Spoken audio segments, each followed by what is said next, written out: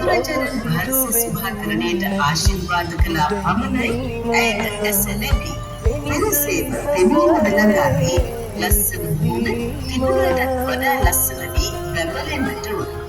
සුභා තෙරණිය පසම ප්‍රීතියෙන් පිනාද. ඇයට ඇස ලැබුණා. පුතාණනි ගායනා බුදුරදුන් හමුවේ වැදවැටි නැගීස. ඔය අංග 13 නැත්නම් මේ ශීතල කටුකොම්පල පත්සිරි කටුකොම්පල වාසනා බණ්ඩාරයන මහතුරුට